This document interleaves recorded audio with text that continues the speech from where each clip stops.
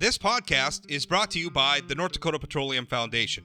From heating our homes and powering our vehicles to cell phones, clothing, and medical equipment, oil and natural gas makes everyday life better.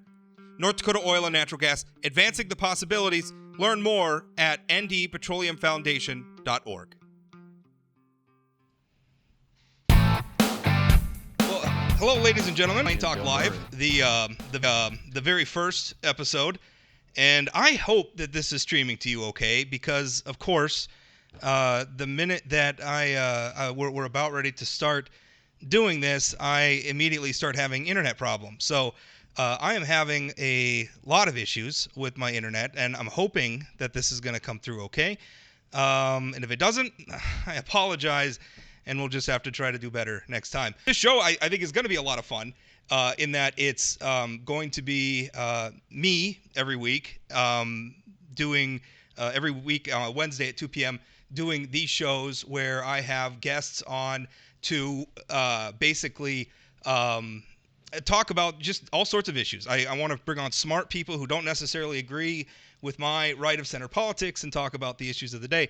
The other thing that I'm going to be doing with this is newsmaker interviews, where I bring on people. For instance, on Friday, Lieutenant Governor Brent Sanford's going to be on, and we're going to talk about the fate of Coal Creek Station in the central part of North Dakota, obviously North Dakota's largest coal-fired power plant. So we're going to be doing all that. I think it's going to be a lot of fun, and hopefully it all works well. But now I'm going to bring on my guest, Jonah Lantto. Jonah is the mover and shaker behind the Good Talk Network. I think that's his official job title is mover and shaker. Is that right? I wear many hats, Rob. Producer, writer, host, co-host, marketer, salesman. I am the one-man army, so to speak, behind the Good Talk Network. Although I've picked up a lot of help along the way. People like Dr. Jonah Lantto have certainly helped bring a lot of the cool things we're doing to the forefront. So yeah, the Good Talk. We produce podcasts, live content, a late night talk show, a true crime podcast, and other events for organizations around North Dakota. Jonah, I'm your liberal target today. Well. It's, and the thing is, that's exactly this thing that I wanted to avoid is I don't want this to be, like a wrestling match. I think we have enough of that, right? I say it a lot. Cable news may as well be professional wrestling, frankly, in a lot of ways. It's frustrating. It's people shouting at each other, and that I've come to learn in doing this in politics for a while. And I'm sorry if we had an echo there for a while. It just finally popped up to me that I could control our audio, so that's an improvement. I don't want this to be a political cage match. I don't want this to be professional wrestling. We all have to live with each other at the end of this stuff. There are no permanent victories in politics. I know it feels that way. Your guy or your gal wins the election, and you feel like you're set for life, and let me tell you, you aren't. There are no permanent victories. We're all going to have to live with each other, so we're all going to have to just keep talking to each other the whole time, and that's just going to have to be the way it is. But, Jonah, we've got some things to talk about. First and foremost, I don't know if you caught my column earlier today about I think for a lot of people, it feels like we're coming down the home stretch of pandemic, right? I mean, I feel like a lot of people are feeling like we're hopefully getting to the end of it. Now, I know there's certainly we'd like to believe that. Yeah, that's true. There's medical professionals out there who are saying, of course, we still need to be careful, and you still need to get vaccinated. And that's the thing that I want to talk about. There was just some census data released, or it was actually, I think they call it like the Community Pulse Survey or something like that, but it's the U.S. Census Bureau doing it. And they're asking people, and I think it's like 80,000 people across the country was their sample. And they were asking people if you're not vaccinated, do you plan on getting vaccinated? And one of the lowest percentage of yeses or highest percentage of no's, I guess, depending on how you want to look at it, was North Dakota. Mississippi were lower. And so that got me to thinking, how can we get to a point where we can persuade people to get vaccinations? Because I think it's I think it's vitally important. And I realize there's people out there who may have medical conditions for which maybe they can't get a vaccination. Obviously, that's something you need to talk over with your doctor. But overall, I think people need to get vaccinated. And I want to figure out a way that we can persuade people to choose to get vaccinated. And here in North Dakota, I mean, given the reality is that the situation around the pandemic, it's political. It shouldn't be, but it is. Whether it's masks, whether it's the vaccine, it is hugely political. So my suggestion was, hey, Republicans, uh, let's start a campaign to convince people that this is the thing to do, because North Dakota is a very Republican place to begin with. Hesitancy about the vaccine is more prominent among the Republican You demographic to begin with. So you want a pro-vaccination campaign. I do. I want statewide elected officials to be very. I think there's a terrible delay between our conversation. Yeah, there could be. We'll just have to do the best we can. What I'm hoping for, though, obviously, is Yeah. that um, I would like to see a campaign among Republicans to push people to get vaccinated. I want statewide elected Republicans to be very conspicuous when getting their own vaccinations. I want them to choose to get vaccinated in the first place. I want them when they're doing interviews to work it in. Everybody like this. It's unfortunately this is very political. So I think our political leaders need to speak up and say, "Hey, this is something we need to be doing." Jonah, what say you? Let's reflect for a minute. Since when has being pro-vaccination been a requirement of being a government official? That's a little bit new to me. As much as I want to be pro-vaccine and tell people to get vaccinated, it is a weird thing to say, "Hey, we want our," and scream from the rooftops to get your vaccination. Is that something that should extend to flu shots? Should that extend to all types of vaccinations? How far do we want their voice to echo through the chamber about getting these vaccinations? It would seem to me that many leadership figures in North Dakota have already vocalized they've gotten their shots. As you mentioned, John Hoeven got his, Kelly Armstrong got his. It seems like Kevin Kramer is scheduled. Governor Burgum, he's gotten his. So how far do you and what do you want the result to be? Well, I mean, listen. I think the first thing we got to acknowledge is that we're not in a unique situation. We're in a very once in a lifetime, once in a century situation. I mean, when was the last time we had something like this? It was the Spanish flu back around the turn of the last century. Um, so I guess my argument is, because this is such a, I don't normally want the insurance commissioner, who's a Republican, John Gottfried, great guy. I don't normally need the insurance commissioner weighing in on vaccines. But right now, I mean, it's kind of in the same way that like if we to do something right to show that it's. I mean, I think that's kind of what we need. I think there's a lot of Republicans out there who, for whatever reason, and there's Democrats too that are opposed, but a lot of Republicans that, for whatever reason, don't trust the vaccine and need to be made to feel like this is okay. This is not a partisan issue. This is something we should be doing for our whole community. Is it fair to have a little bit of mistrust for a new vaccine? I listen just this morning. We have some of these vaccines now. They are mutating, and there is great concern over the long-term efficacy of this vaccine against some of the mutations of COVID-19. And that's not me ringing an alarm bell. That's straight from NPR this morning, where they're finding some of these COVID strains that are now double mutating. Now, again, to be very clear, I am pro-vaccine and your standard tetanus and all and your regular vaccines. But there is a part of me when it comes to this COVID vaccine that is a bit more reluctant.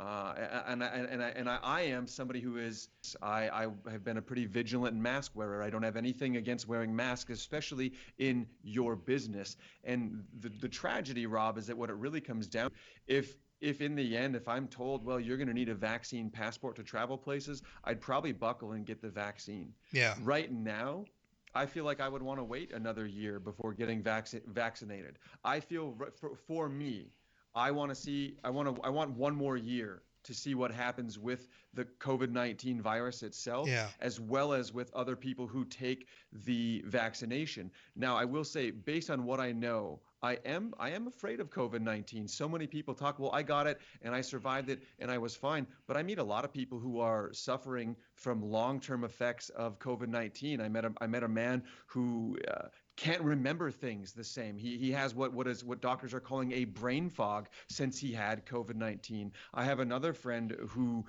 is functioning now on what could be a reduced lung capacity for the rest of her life, a 25% reduced lung capacity, and she didn't even know she had COVID-19. This was something she found out after the fact because she got diagnosed with pneumonia, super sick, and then her doctor said, "Well, when did you get COVID-19?" And she never had. So there's a lot to me about COVID-19 to be afraid Yeah. of. And and as somebody who hasn't been vaccinated yet, it's a pendulum of what am I more afraid of? What I know could happen from COVID-19 or some after effect of a vaccination.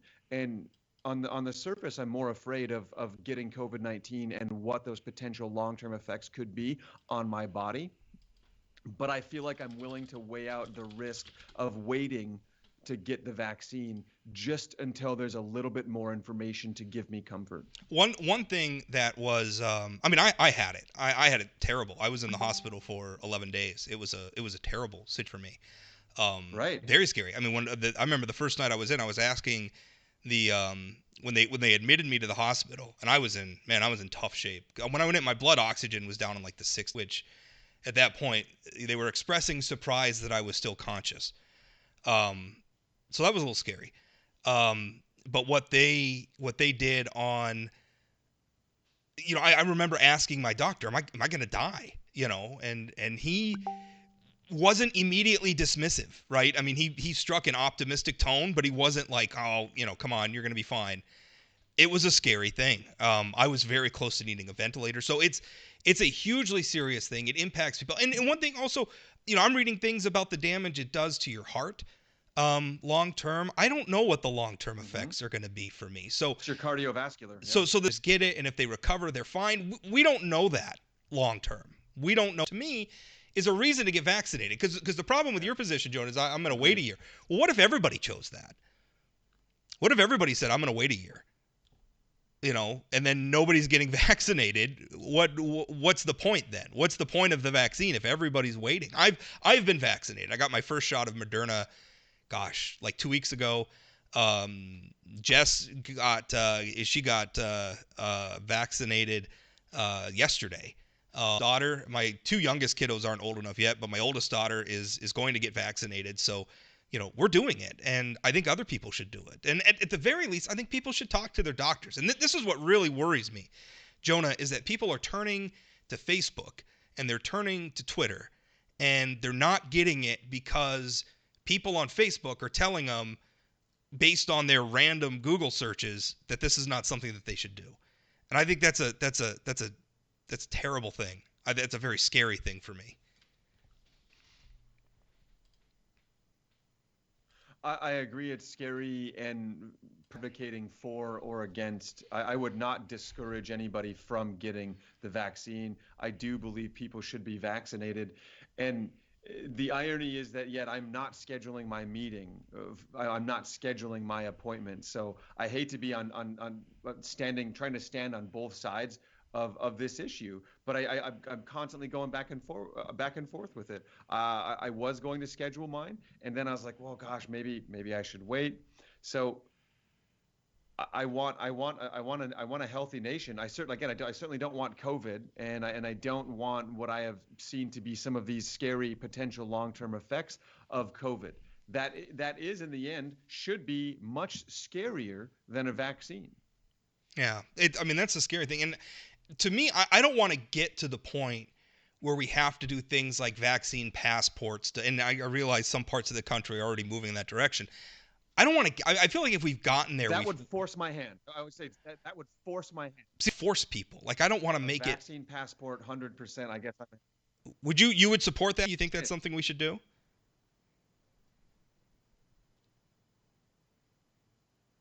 I realize Jonah and I are having a little bit of a lag. So, You broke up on me a little bit there. To be yeah. clear, So a would vaccine, I support a vaccine passport policy?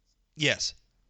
No, I don't support a vaccine passport policy. However, if there was one, I would get a vaccine because I do want to travel and go to concerts and take my family on vacation. If there I'm was, a, I'm a traveling citizen of the United States. yeah.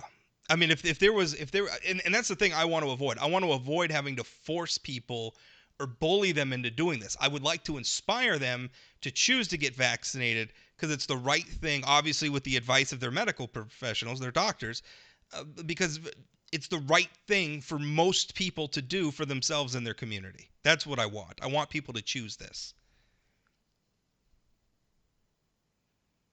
It, that is certainly the way it should play out, is that people choose to do it. So should we change our Mask Up ND initiative to Get Your Vaccination initiative? Yeah, yeah, and I think it has to be political. Even to the point of, I know when Joe Biden came in, they were trying to throw some dirt on, make it seem like Donald Trump hadn't done anything with the vaccination and everything. Take as most politicians do. I mean, that's a bipartisan exercise. But it's been weird to me to watch Trump supporters, simultaneously want Donald Trump to get credit for don't care about credit. But they want Donald Trump to get credit for the vaccine, even as they're simultaneously like not wanting to take the vaccine. Like, which is it? Like, was it this great accomplishment, but also you don't want to take it? I mean, pick a lane, And I don't care about credit. To me, the vaccine it speaks for itself. Like if they're just a big Trump supporter and it makes them feel okay, to get the vaccine because Donald Trump developed it, then let's make that point. It was developed under the Trump administration by in multiple private companies developing vaccines that have been looked at by international and nation level healthcare officials who and again it was a hurried up process, but there has been a lot of eyeballs on this. I think the risk and nothing in life is free of risk, and there are risks to getting the vaccine. There's no question, but I think the risks of the vaccine are small relative to the risks of just letting COVID-19 continue to run wild.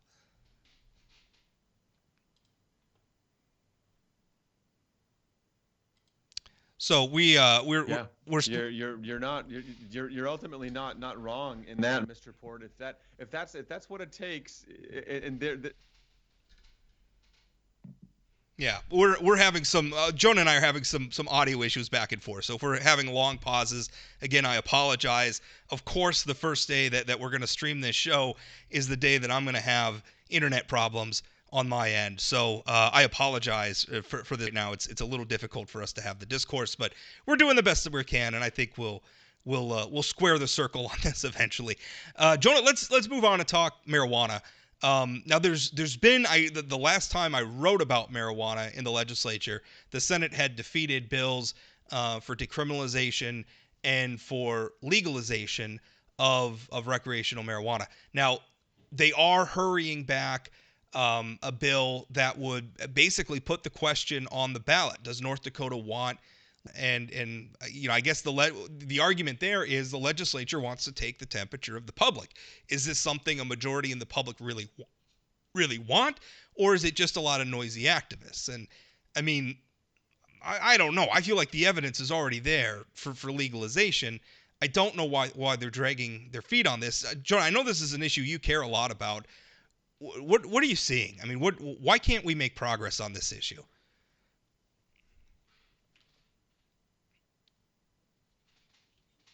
this is a really challenging one for me, Rob. I've functioned as a supporter of the various efforts to legalize cannabis in North Dakota. I testified in both the House and Senate in favor of HB 1420. It was discouraging when the bill was initially defeated. Now, as you mentioned, it looks like they're attempting to bring it back and just let the voters decide on the ballot. My big issue with the efforts in HB 1420 is that this was clearly a cannabis bill that was trying to please people who would otherwise not want to see, on a personal level, cannabis legalized in North Dakota. And that's a real tragedy. If you're going to make a new law and you're going to put something in place like cannabis, you should embrace it to the fullest extent for the benefit of the citizens in your state, not in some backhanded effort to try to please a bunch of old white hairs that literally get on a pulpit and show you devil's lettuce level propaganda that has been disproven for decades. Yeah, I mean there was And some there was some real I there was some real what was that old documentary Reefer Madness stuff going on sometimes if yes, you watch the legislative session. Um, and I don't know that it's fair to say that it's old white hairs because some of the people that have been voting against this are pretty young, and I mean it's I don't know. I don't know what the disconnect is on this. I feel like people want it, and again, it's people want it, and again, it's one of those issues where, I think sometimes people in instinct where, and I realize we live in a democracy, and a lot of times there's not a better way than just saying majority rules, but when it comes to something like this, like nobody's telling you have to smoke marijuana, right? I mean, when it comes to permissive laws like this, right? This isn't a mandate saying everybody has to smoke pot now.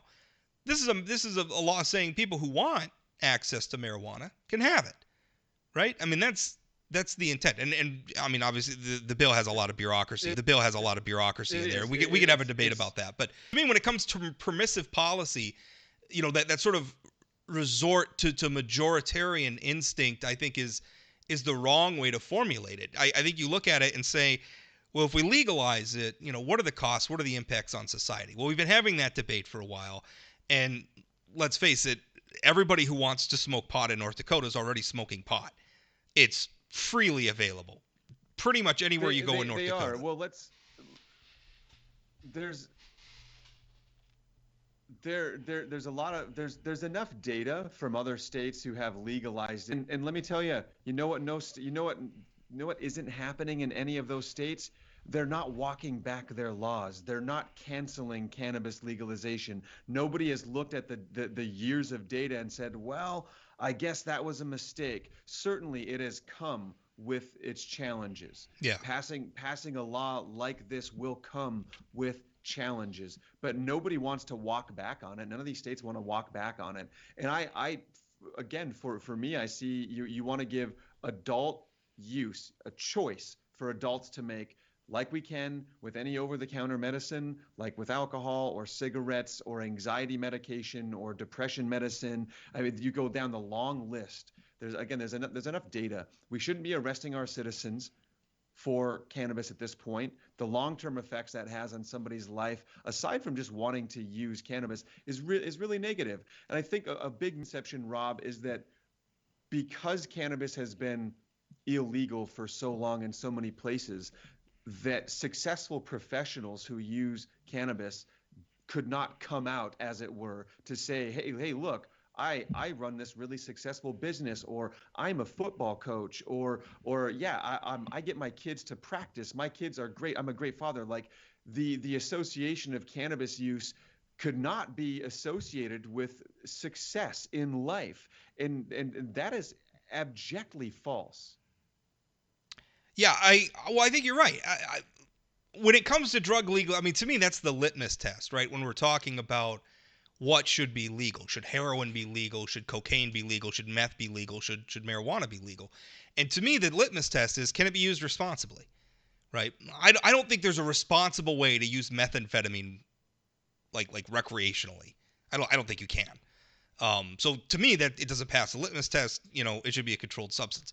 Marijuana can absolutely be used recreationally. In fact, I know people in my life who are professionals, who are successful people who use marijuana regularly, and they use it much as people use a 6-pack of beer or something, or a couple beers or a glass of wine or something. It is what it is, and like with anything, it can be abused, and like with anything, it's not necessarily good for you. But the point here is the societal impacts are already with us. to the extent that they're going to be with us, because pretty much everybody who pot is using it. And in fact, I would argue we could probably lessen those societal impacts if we brought marijuana use into the mainstream, where maybe it wasn't if it wasn't such a taboo and obviously legally prohibited.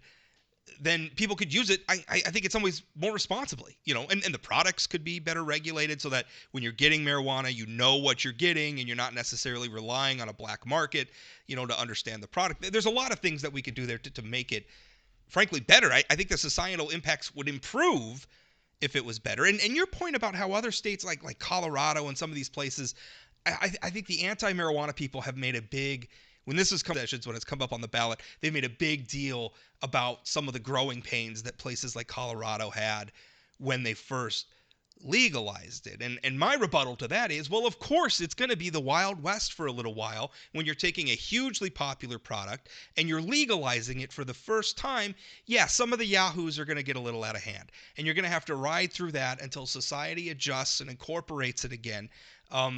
There's growing pains. We went through them when we ended prohibition of alcohol, right? I mean, those are some wet years when all of a sudden you could drink in public again and everything was okay and you could just operate a bar in public. Yeah, things a little while, but it's settled down again. And the deleterious impacts on society of alcohol are still very much with us. But it's right out in the open now. Like, it's right in front of us, and we can deal with it that way. So what do you think? I mean, if they put this on the ballot, what do you think the percentage is that North Dakotans are going to vote to say we want marijuana? 40%, 50%, 60%? What do you think?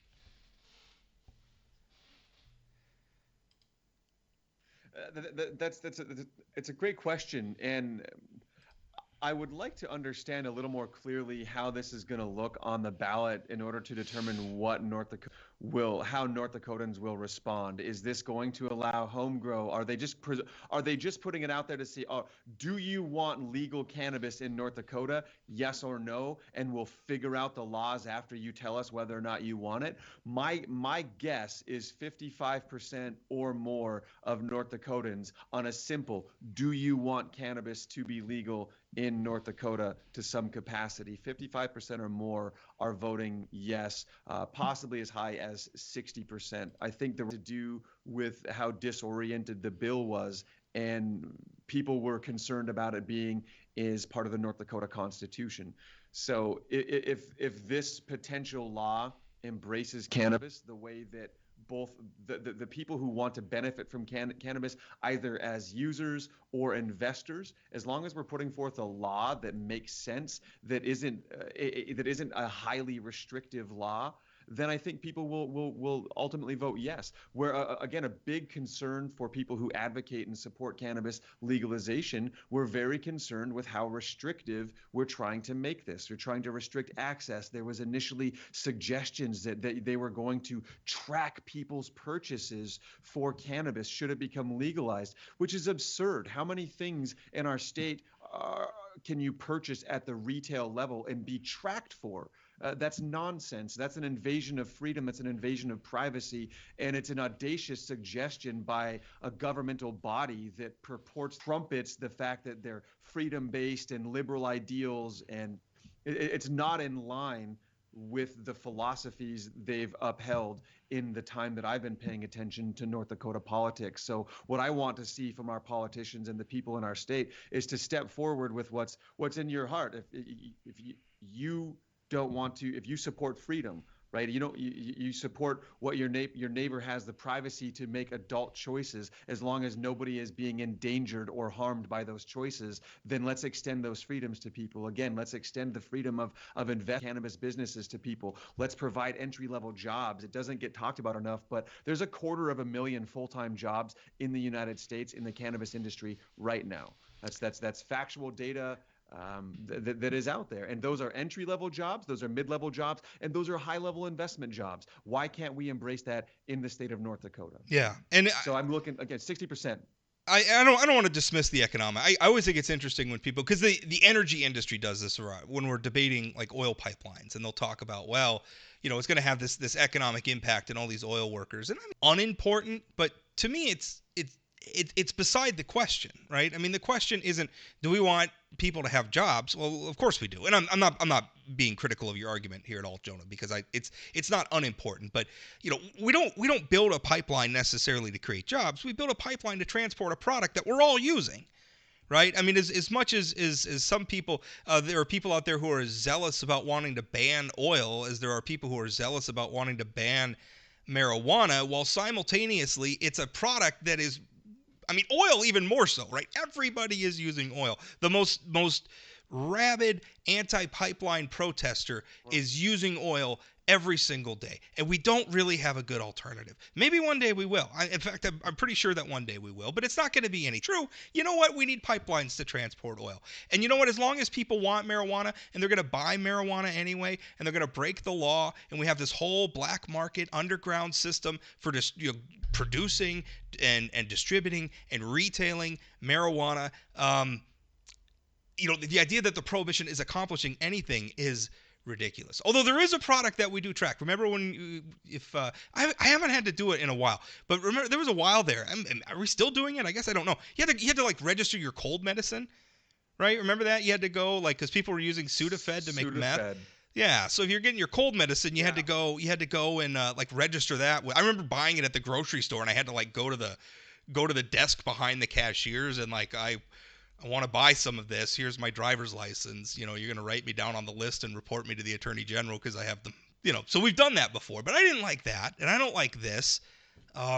People want marijuana. Let them have marijuana. Let us have cigar bars too. By the way, that was the other big thing that I didn't understand. That the legislature, there was a bill. Dan Ruby from Minot was the primary sponsor. It passed the House. The Senate voted it down, but it would have allowed cigar bars. And again, I don't understand. Like if a business owner wants to start a bar that caters specifically to people who want to use tobacco in the form of cigars in this instance, and then there are people that want to go to a place like that where they could smoke cigars out in public and be with their friends and maybe have a couple drinks with it.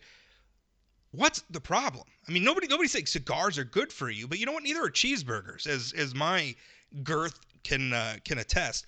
So why can't we just as long as adults are informed, right? With telling people that tobacco is healthy, but then if they choose tobacco anyway, I think you just let it go.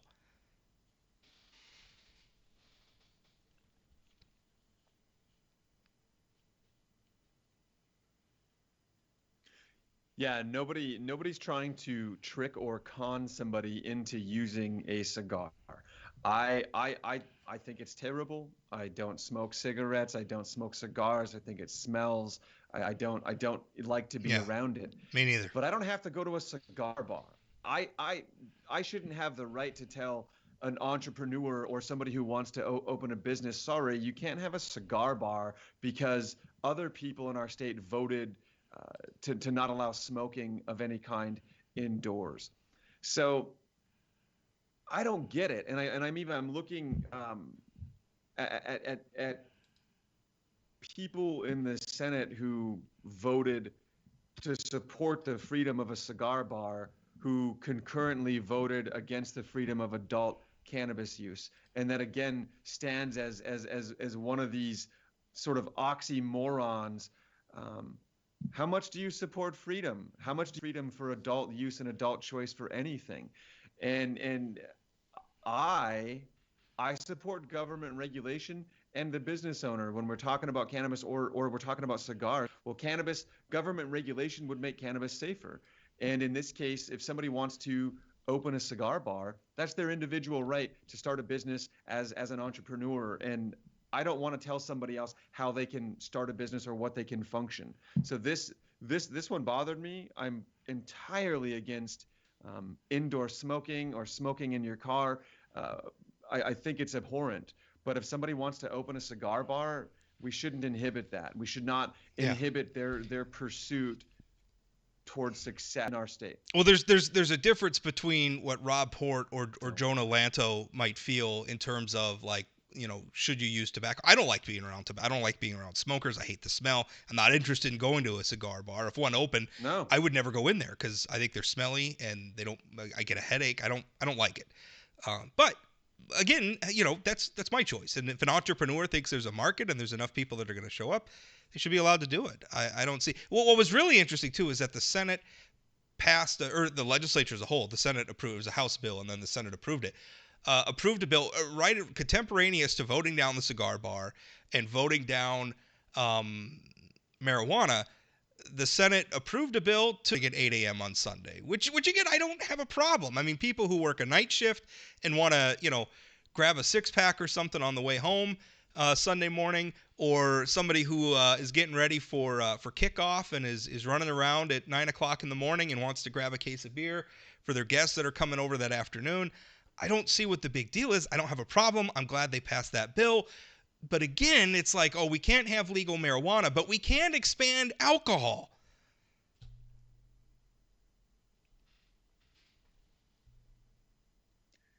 Yeah, I observed that too, and to me again, it's another observational hypocrisy in our political system, and I think it's also a bit of the uh, brainwashed acceptance we have toward alcohol in general. Alcohol is the biggest sponsor for most of the major sporting events that we watch, from whether it's NASCAR or UFC or boxing or the NFL, the MLB, the NBA. They're all endorsed by major beer sponsors to some form or another. And hey, I like to have a cold beer every once in a while. I'm not against it. Yeah. And if people want to get a case of beer at 8:30 in the on Sunday, let's go. It was an oddly antiquated policy to not allow alcohol sales at a certain time anyway. It was the same thing with retail. We finally opened up regular retail earlier than noon on Sundays now, and this is a bit of the, again, out with the old, in with the new. Let's embrace the present moment,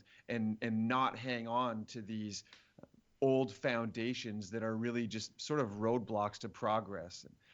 But yeah, there's a stark irony in saying, yeah, uh, getting plowed at 8 o'clock in the morning. You want to buy beer at 8 o'clock in the morning? Yeah, go ahead. You want to smoke? If a private business owner wants to start a cigar bar? No way. That's bad. An adult wants to use cannabis? No way. That's terrible. We got to do better. We got to do better for our citizens, and we got to do better as adults. Um, let's move on. I think the other thing we had to talk about was the Ten Commandments thing, and maybe we'll get to that. But I don't know. Did you see this thing? I'm going to switch gears, and I wrote a column about it. It ended up being really popular, and I didn't pitch this to you before the show, and I probably shouldn't have, but it just occurred. I've been so getting the stream set up, and of course, again, I apologize if you're having troubles watching the stream. Net issues on my end, and the stream originates from my internet, so I apologize. I'm doing the best I can. First time out doing this, but we basically have. I don't know if you saw this, where Gina. I know you're a fan of The Mandalorian, right? On Disney. Disney. I've seen you post about it. Big fan big fan of Star Wars and The Mandalorian. And sure. and so I think you're probably aware of the controversy around Gina Carano. I think that's how you pronounce her name. I am aware. Yeah, she's on that show. I've only seen the first season, by the way. I haven't watched the second season, so no spoilers, please. But I thought she did a good job. I think she's a pretty good actor. Um, she got let off the show, and because she's kind of a Trumpy right winger, right? Trumpy conservative, and or leans right. I don't know how she would describe herself politically, but she's kind of in that Trump Yep. that Trump milieu, for lack of a better term. Um, so she ended up getting fired from Disney, which I didn't think was right. It seems like we have all sorts of left-wing celebrity activists who are saying all sorts of nutty things, and that's fine. But you have somebody who's a right winger, and all of a sudden that's not okay anymore. Um, that bothered me a little bit. But Heidi Heitkamp, senator, was on an episode of Bill Maher recently. I don't know. Did you watch this at all, Jonah? But she was like, they brought up the Gina Carano thing. And Bill Maher, who had, I think, I don't agree with him overall on a lot of things politically, but I think he's been right on a lot of the cancel culture stuff. He starts talking about it, and Heidi Heitkamp starts in where she's like, "Oh yeah, Gina Carano hangs out with white supremacists. She's a Nazi." Um, and then funnily like had to like said, well, I might be guilty of defamation later in the thing. But did you watch this thing? Are you and as a whole, are you worried about the cancel culture thing? Is this on your radar?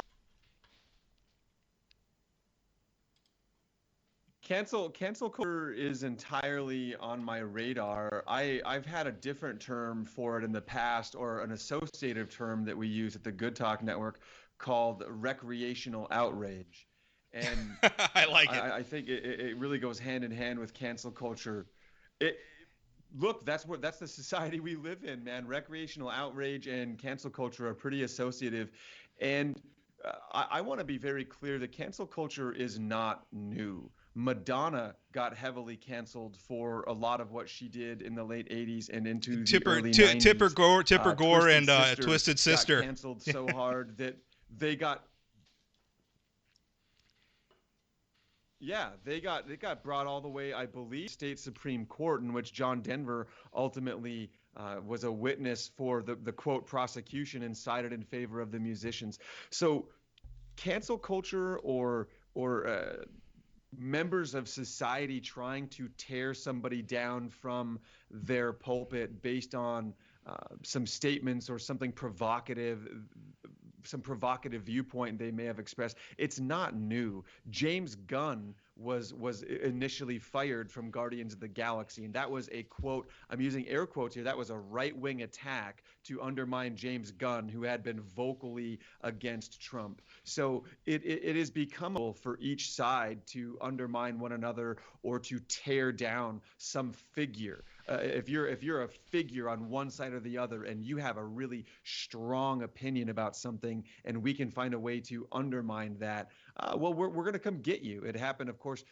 Justin Trudeau, what was he, dressed up in an Aladdin costume, and people attacked him for having blackface or something? Or Robert Downey Jr. in the film Tropic Thunder. There was a moment where people were screaming, "Oh, we got to cancel Robert Downey Jr. He did blackface." And like, if you've seen Tropic Thunder, it's absurd. So my a scenic route to what's my take on cancel culture. There are degrees of cancel culture that is necessary. I look at a society that is, I guess, being a little bit more aware of being respectful to one another, and being a little bit more, perhaps maybe a little bit more accountable for the nonsense that might fall out of your mouth. So to some degree, I find cancel culture to be necessary, and maybe even a valiant effort, but it's a case by case basis. You can't just take this blanket statement and say, well, oh, Cardi B should be canceled if Gina Carano, all she did was support the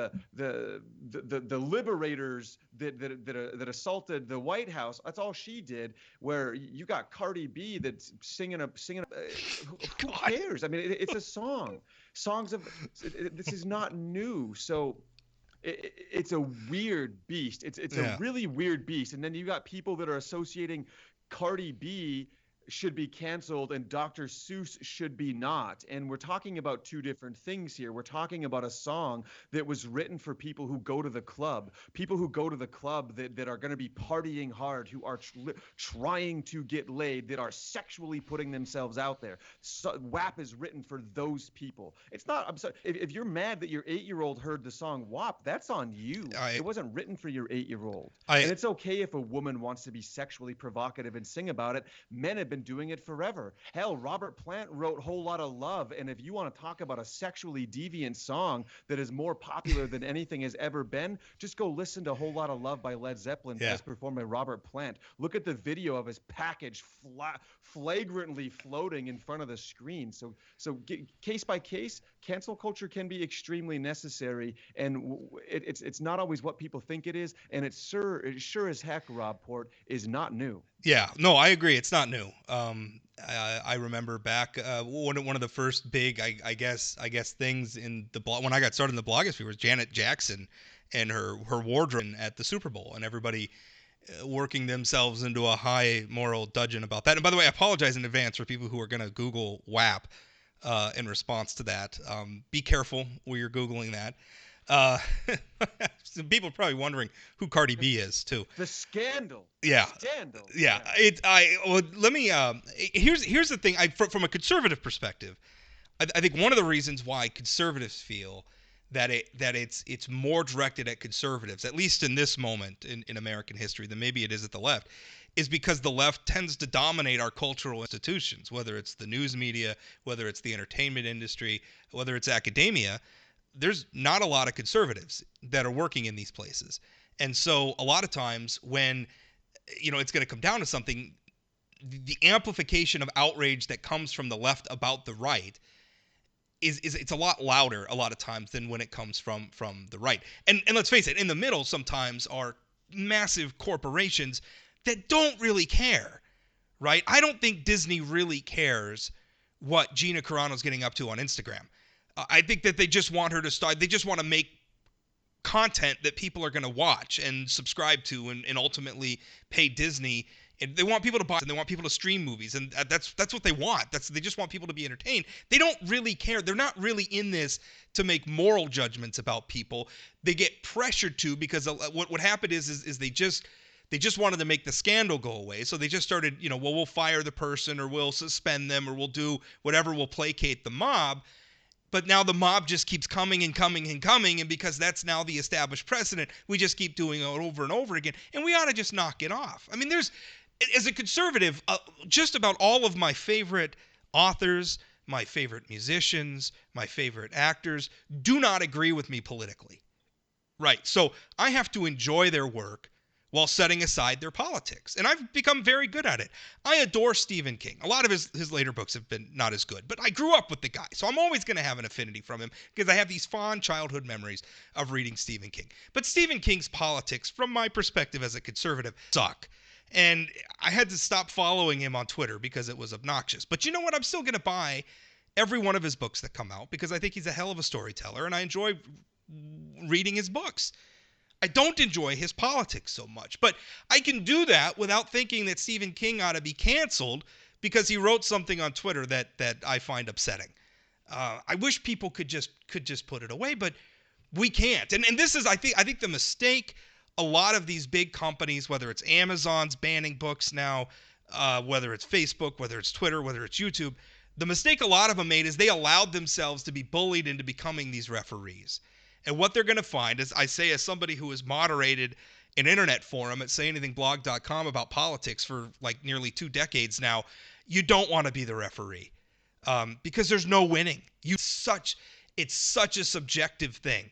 What offends you, Jonah, may not offend me, and vice versa. And really, at the end of the day, if you don't like it, change the channel. Everybody can censor things for themselves.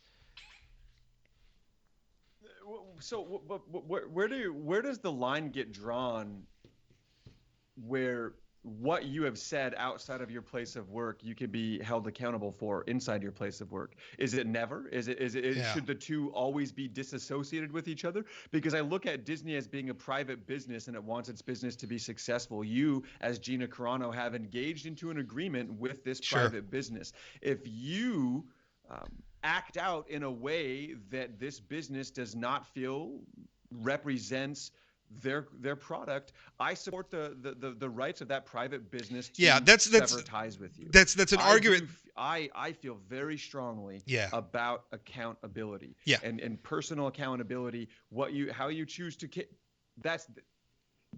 Yeah, I'm so sorry, and I don't mean to interrupt you. And we're having a sync issue with this, so it's hard to have a back and forth conversation. Jonah, and I hear that argument a lot. Well, it's a private company, and again, I would argue Disney doesn't care what Gina Carano's putting on Instagram without sort of the activist mobs bullying Disney into caring, right? To the point, it's this boycott thing where it's like, well, if you say something that I don't like, I'm going to boycott you. And it's writ large. I mean, it's everywhere. We're now to the point where like the NCAA is going to boycott like entire states if the legislature passes a bill that the NCAA doesn't like. Or not even the NCAA, but the activists who are going to pressure the NCAA.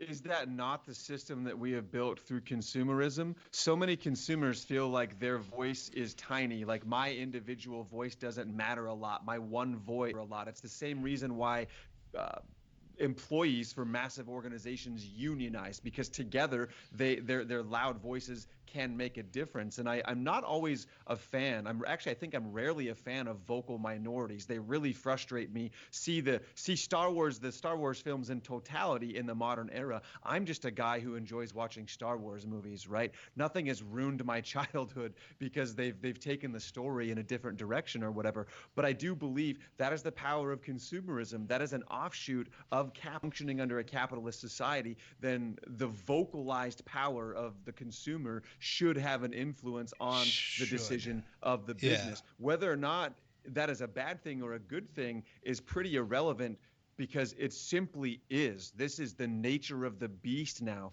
Consumerism has changed. Consumerism through social media has a different sort of power than it once did.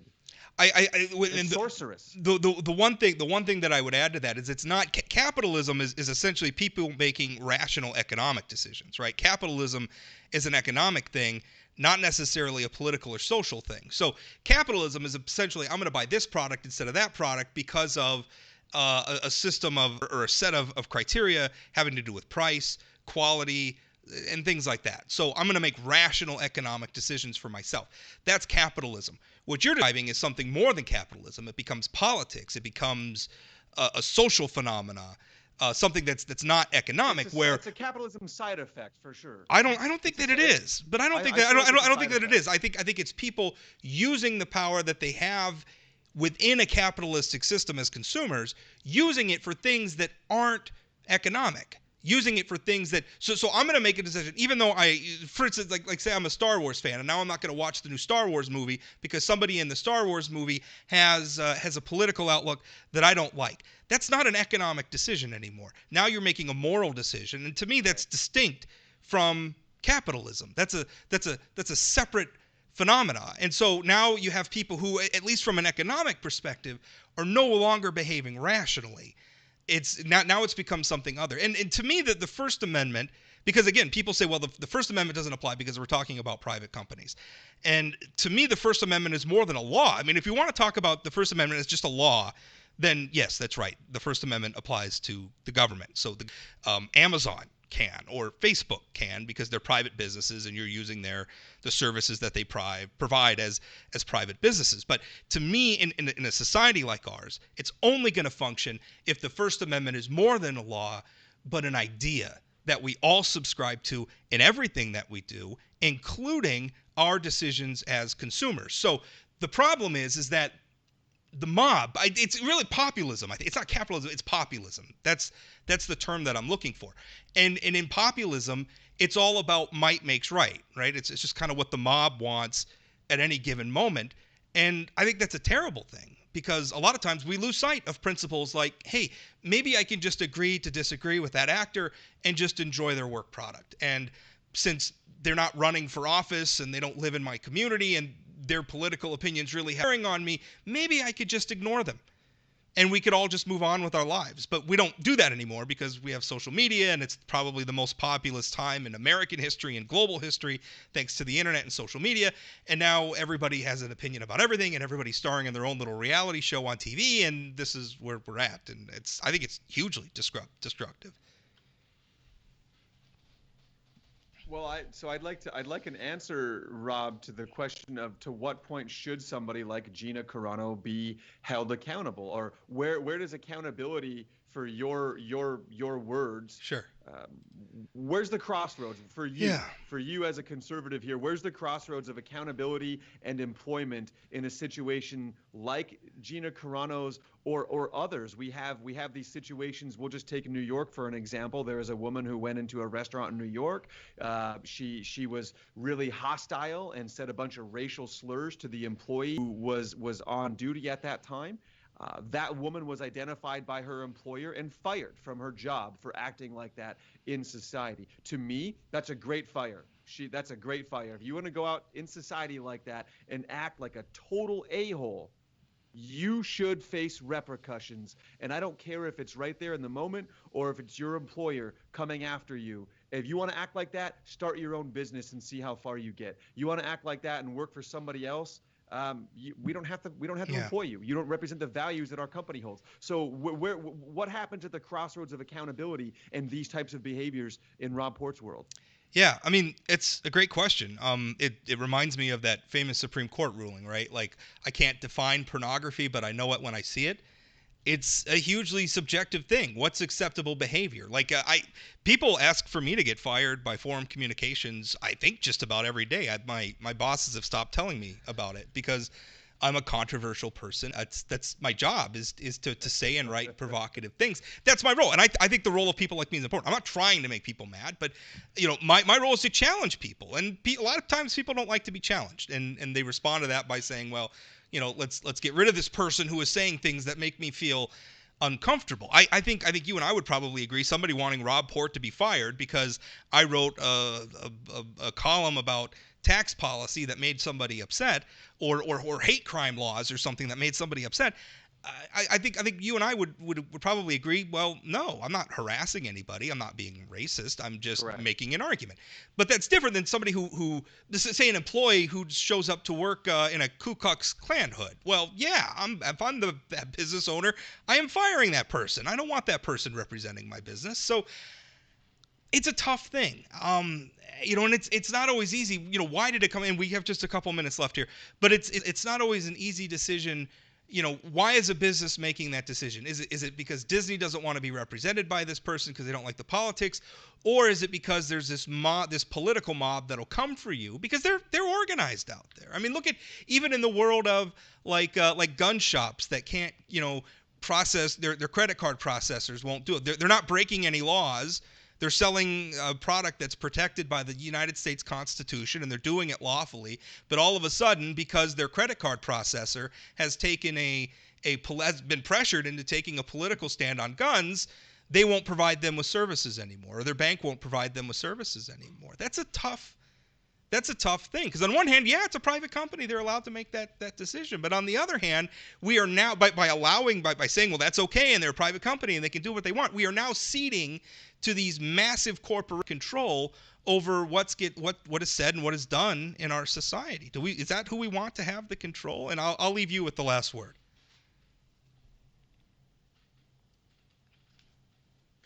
Final word.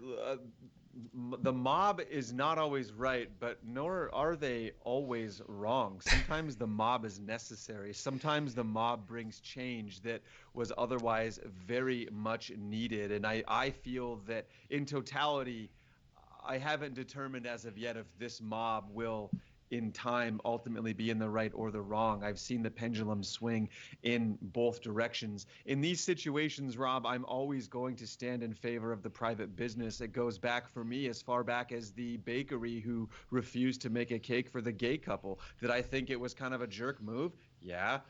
Was I mad at the private business? I thought they were, again, kind of. But do I think they should have been forced into making a cake? Do I think they should get in trouble for refusing service to somebody? I guess probably not, because I've walked into plenty of businesses that said, hey, look, we reserve the right to refuse service to anyone. So as much as I people to do the right thing in these situations, I'm usually in favor of the private business. Yeah. And so with Carano and Disney, I'm in favor of what Disney did, for better or worse. Yeah. As I'm in favor of the private business as well. And maybe I'm not even being critical of Disney so much as I'm being critical of the mob, of the people who are coming out and saying, well, and maybe Gina Carano is a bad example. I don't know. And the line that everybody's going to draw is going to be different from person to person. I wish our society had a little bit more live and let live. And I wish that the immediate impulse when something happened and somebody said something you didn't like or did something you didn't like, I wish the immediate impulse was I'm going to get that person fired. That to me is where I have the problem, is this sort of societal impulse we have now. Such and such a celebrity or an author. Take a deep breath and think about it a little bit. Yeah. Exactly. Well, that's it. I'm going to wrap things up. Jonah, thank you so much for your time. Find the Good Talk Network on Facebook. They have a ton of great Well, content. it's not just the impulses either. It's the recreational outrage. You publishing company who quote canceled half a dozen Dr. Seuss books. They could have done that quietly. Nobody would have been paying attention. Nobody would have known those books stopped getting published. Yeah. They did it for they did it for the outrage. They did it so people could They did it have their recreational performatively. outrage. More people were talking about Dr. Seuss books, and it drove sales, and it drove sales massively. And let's face it, people were acting the cat in the hat to the guillotine when in fact they just pulled the plug on 6 Dr. Seuss books that most of us hadn't read anyways. Yeah. Although Nobody was just stealing the green eggs and ham off your plate. Yeah. Give me a break. I would half a dozen books nobody cared about. And people who are interested in this should read Ray Bradbury's Fahrenheit 451 and ask yourself, because Ray Bradbury did interviews and he said, and this was written this way on purpose. Ask yourself who the censors are, because the people who want the books burned, it's not the government, it's not some dictatorship, it's the people. It's a popular choice. It's the firemen are doing the will of the people in that book, and that's a scary thing. So we're going to wrap things up. Jonah, thank you so much for your time. Once again, find the Good Talk Network on Facebook. The next time we do one of these, I promise my internet will be working better. So if there were hiccups along the way,